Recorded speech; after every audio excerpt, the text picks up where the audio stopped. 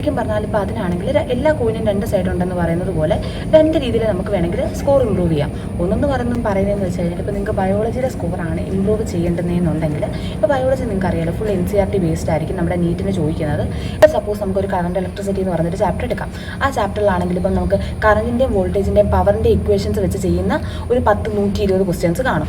അതുപോലെ തന്നെ അതിൻ്റെ അടുത്ത സെക്ഷനിലെന്ന് പറയുന്നത് ഇപ്പം മറ്റേ നമ്മുടെ റെസിസ്റ്റൻസ്, കപ്പാസിറ്റർ അതൊക്കെ സീരീസിലും പാരലലും അറേഞ്ച് ചെയ്യുന്ന പല പല പ്രോബ്ലംസ് കാണും. അത് കഴിഞ്ഞ് മറ്റേ പൊട്ടൻഷ്യോമീറ്റർ, മീറ്റർ ബ്രിഡ്ജ് അങ്ങനത്തെ കുറേ പ്രോബ്ലംസ് കാണും. അപ്പോൾ ഇതെല്ലാം കൂടെ എന്തായാലും ഒരു 380-400 ക്വസ്റ്റ്യൻസ് കാണും. അപ്പോൾ എന്തായാലും നമുക്ക് ഈ വീക്ക്ലി എക്സാമിൻ്റെ ഇത്രയും ഗ്യാപ്പിനിടയ്ക്ക് ഫിസിക്സ് മാത്രം അത്രയും ക്വസ്റ്റ്യൻസ് ചെയ്യാനുള്ള ടൈം കിട്ടത്തില്ല.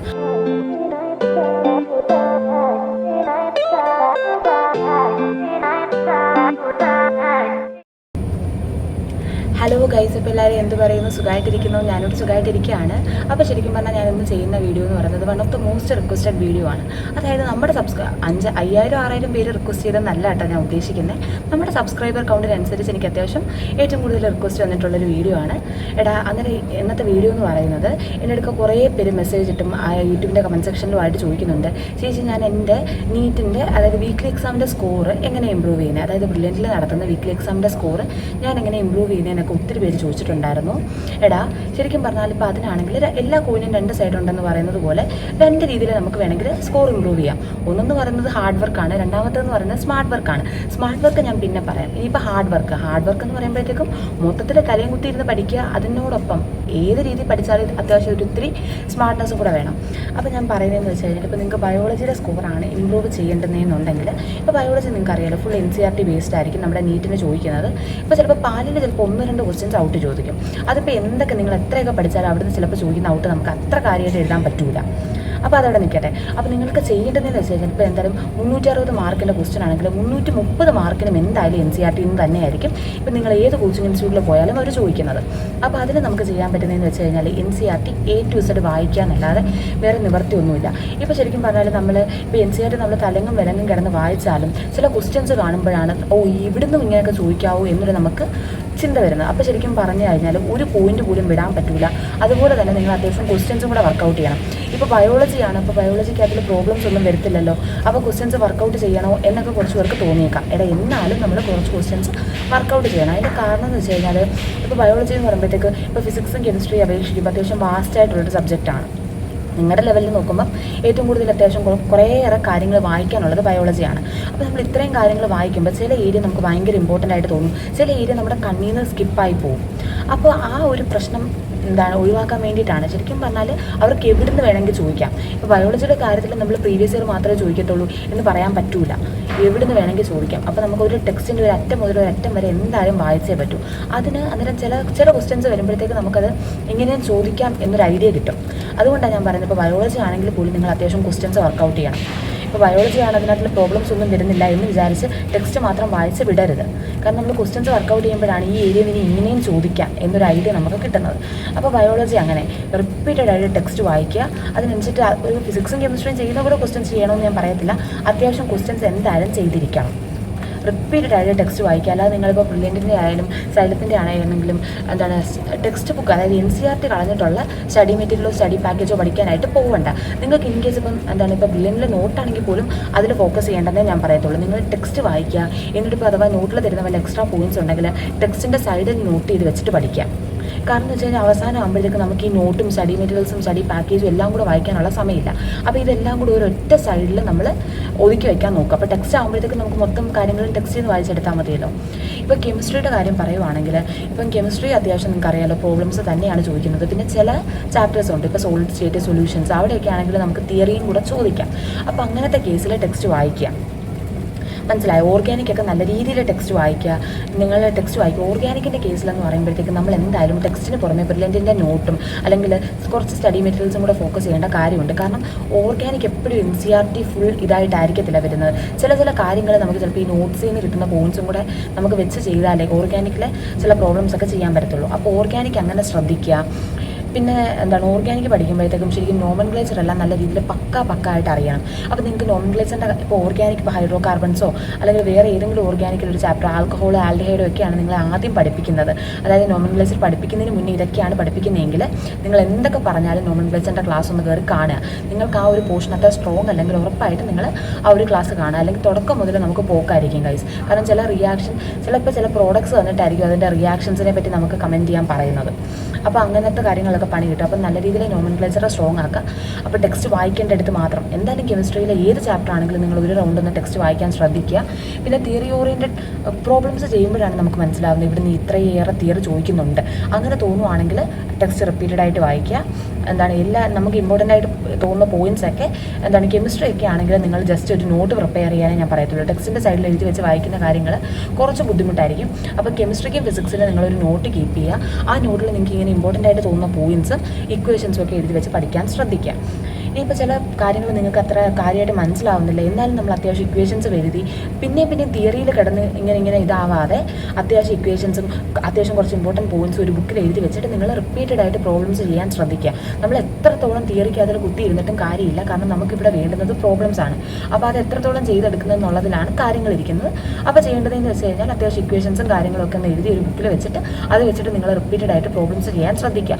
ഒത്തിരി അങ്ങ് തിയറിയുടെ പുറകെ പോകണ്ട. ഒരു അത്യാവശ്യത്തിന് പോയിട്ട് ബാക്കി ഇക്വേഷൻസും പ്രോബ്ലംസും അങ്ങനെ ശ്രദ്ധിക്കുക. ഫിസിക്സും അത് തന്നെ ഞാൻ പറയാനുള്ളൂ. ഈ കമന്ന് കുത്തിക്കിടന്ന് NCERT ടെക്സ്റ്റ് വായിക്കുക അങ്ങനത്തെ ടെക്സ്റ്റ് വായിക്കേണ്ടവർക്ക് വായിച്ചോ. പക്ഷേ അതിൻ്റെ ഒത്തിരി അങ്ങ് ടെക്സ്റ്റ് വായിച്ച് മറ്റേ ബയോളജി പഠിക്കുന്ന പോലെ NCERT ടെക്സ്റ്റ് ഇരുന്ന് വായിക്കേണ്ട കാര്യം ഫിസിക്സിനകത്തില്ല. അപ്പോൾ നമുക്ക് ചെയ്യേണ്ടതെന്ന് വെച്ച് കഴിഞ്ഞാൽ ഇപ്പോൾ ബ്രില്യൻറ്റിൽ പഠിപ്പിക്കുന്നതിനുള്ള എക്സ്ട്രാ പോയിൻറ്റ്സും ഇക്വേഷൻസും എല്ലാം കൂടെ ഒരു ബുക്ക് എടുത്ത് വെച്ച് എഴുതിയിട്ട് റിപ്പീറ്റഡ് ആയിട്ട് പ്രോബ്ലംസ് ചെയ്യാം. മനസ്സിലായോ? നമുക്കിതിൽ ഫിസിക്സിനകത്തിലും കെമിസ്ട്രിക്കകത്തിലും നമുക്ക് അതേ ചെയ്യാനുള്ളതാണ്. റിപ്പീറ്റഡ് ആയിട്ട് പ്രോബ്ലംസ് ചെയ്യുക. എന്നാലും നമുക്കൊരു ഐഡിയ കിട്ടത്തുള്ളൂ. കാരണം ആ ഒരു ഫോർമാറ്റിൽ വേറൊരു ക്വസ്റ്റ്യൻ വന്നു കഴിഞ്ഞാൽ നമുക്ക് ചെയ്യാൻ പറ്റണം. അതേ നമ്മൾ ഇതുകൊണ്ട് ഉദ്ദേശിക്കുന്നുള്ളൂ. അപ്പം പരമാവധി റിപ്പീറ്റഡ് ആയിട്ട് ക്വസ്റ്റ്യൻസ് ചെയ്ത് പഠിക്കുക. അതേ നിവർത്തിയുള്ളൂ. ഇപ്പോൾ ചിലവർക്ക് പ്രോബ്ലംസ് ചെയ്യാനൊക്കെ ആദ്യം ഒരു ബുദ്ധിമുട്ട് കാണും. അങ്ങോട്ടാകുമ്പോൾ ശരിയായിക്കോളും. നമുക്ക് തുടക്കത്തിലുള്ള ഒരു ബുദ്ധിമുട്ടായിരിക്കും. കാരണം നമ്മൾ വേറെ ഒരു രീതിയിൽ നിന്ന് ഈ ഒരു രീതിയിലേക്ക് വന്നതിൻ്റെ ബുദ്ധിമുട്ടാണ്. അത് ഗ്രാജുവലി നമുക്ക് ചെയ്ത് അത് മാറ്റിയെടുക്കാൻ പറ്റത്തുള്ളൂ. പെട്ടെന്നൊരു ദിവസം എനിക്ക് നല്ല രീതിയിൽ പ്രോബ്ലം ചെയ്യാൻ പറ്റണം എന്ന് പറഞ്ഞു കഴിഞ്ഞാൽ നടക്കുന്ന കാര്യമല്ല. അപ്പം നമുക്ക് ചെയ്യാൻ പറ്റുന്ന കാര്യം എന്ന് വെച്ച് കഴിഞ്ഞാൽ റിപ്പീറ്റഡ് ആയിട്ട് ചെയ്ത് ആ ഒരു പേടി മാറ്റിയെടുക്കുക എന്നുള്ളതേ ചെയ്യാൻ പറ്റും. പിന്നെ ഞാൻ പറഞ്ഞ സ്മാർട്ട് വർക്ക്. ഇപ്പോൾ ഞാൻ പറയട്ടെ, ഏതിപ്പോൾ ഇതായാലും എന്തൊക്കെ പറഞ്ഞാലും നിങ്ങൾ പ്രീവിയസ് ഇയർ ക്വസ്റ്റ്യൻസ് മസ്റ്റായിട്ട് ചെയ്യണം. എന്നാലും നമുക്ക് നീറ്റ് ഈ ലെവൽ ക്വസ്റ്റ്യൻസ് ചോദിക്കത്തുള്ളൂ എന്നൊരു ഐഡിയ കിട്ടത്തുള്ളൂ. മനസ്സിലായോ? പ്രീവിയസ് ഇയർ ക്വസ്റ്റ്യൻസ് ചെയ്യുന്നതിന് പുറമെ നമ്മൾ ചിലപ്പോൾ വേറെ ഏതെങ്കിലും ഒരു ഗൈഡ് എടുത്തിട്ടൊക്കെ പ്രോബ്ലംസ് സോൾവ് ചെയ്യും. അതിനെക്കാട്ടിൽ എനിക്ക് തോന്നുന്നത് ഇപ്പോൾ ബ്രില്യൻറ്റിൻ്റെ ആണെങ്കിൽ തന്നെ ഇപ്പം നിങ്ങൾക്ക് മോഷൻ്റെ സ്ട്രൈറ്റ് ലൈൻ ചാപ്റ്റർ എക്സാം നടക്കുമ്പോൾ ചിലപ്പോൾ വേറൊരു ബാച്ചിന് മോഷൻ്റെ പ്ലെയിൻ ആയിരിക്കും എക്സാം നടക്കുന്നത്. അപ്പോൾ നിങ്ങൾക്ക് മോഷൻ്റെ പ്ലെയിൻ നിങ്ങളുടെ ബാച്ചിന് എക്സാം വരുമ്പോൾ നിങ്ങൾക്ക് വേണമെങ്കിൽ ആ ഒരു ബാച്ചിൻ്റെ ക്വസ്റ്റ്യൻ പേപ്പർ മേടിച്ചിട്ട് സോൾവ് ചെയ്യാൻ പറ്റും. ശരിക്കും പറഞ്ഞാൽ അതൊരു നല്ല വേ ആണ്.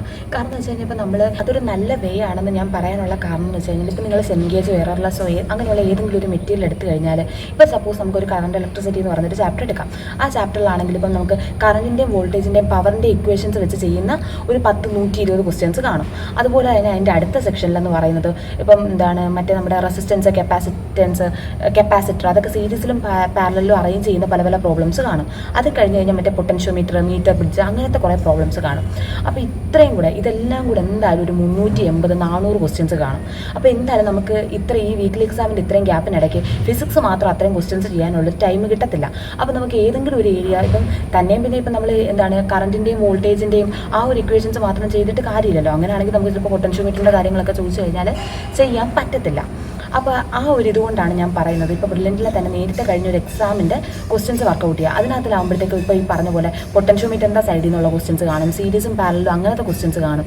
മാത്രമല്ല മറ്റേ കറണ്ട്, വോൾട്ടേജ്, പവർ അതിൻ്റെ ബേസിക് ഇക്വേഷൻസ് വെച്ച് ചെയ്യുന്ന പ്രോബ്ലംസ് കാണും. മനസ്സിലായോ? അപ്പോൾ എല്ലാ ഏരിയയും ഒന്ന് കവർ ചെയ്തിട്ട് നമുക്ക് ഒരു ഐഡിയ കിട്ടും. അപ്പോൾ അതിന് വേണ്ടിയിട്ടാണ് ഞാൻ അങ്ങനത്തെ ക്വസ്റ്റ്യൻസ് ചെയ്യാൻ പറഞ്ഞത്. അതായത് ഇപ്പോൾ നമുക്ക് അത്യാവശ്യം സമയക്കുറവുണ്ടെങ്കിൽ അല്ലെങ്കിൽ ഇത്തിരി ഇങ്ങനെ ബുദ്ധിമുട്ട് എല്ലാ ഏരിയയും കൂടെ കവർ ചെയ്യാനൊരു ഇതില്ലെങ്കിൽ നമുക്ക് അങ്ങനെ ചെയ്യാം. അതാകുമ്പോൾ നമുക്ക് എല്ലാ ഏരിയയിലും ക്വസ്റ്റ്യൻസിനെ പറ്റി ഏകദേശം ഒരു ഐഡിയ കിട്ടും. ആ ഒരു ഏകദേശം ഒരു ഐഡിയ കിട്ടിയിട്ട് നിങ്ങൾ വേണമെങ്കിൽ റിപ്പീറ്റഡ് ആയിട്ട് വേറെ ഏതെങ്കിലും ഒരു ഗൈഡിലെ പ്രോബ്ലംസ് സോൾവ് ചെയ്തോ. ഇപ്പോൾ എന്തൊക്കെയാണെങ്കിലും ഇപ്പോൾ ചിലപ്പോൾ ചില ക്വസ്റ്റ്യൻസ് അതുപോലെ തന്നെ ബ്രില്യൻറ്റിൽ റിപ്പീറ്റ് ചെയ്യാറുണ്ട്. ഇപ്പം അത് ശരിക്കും പറഞ്ഞാൽ ഒരു നല്ലൊരു ഇതാണ്.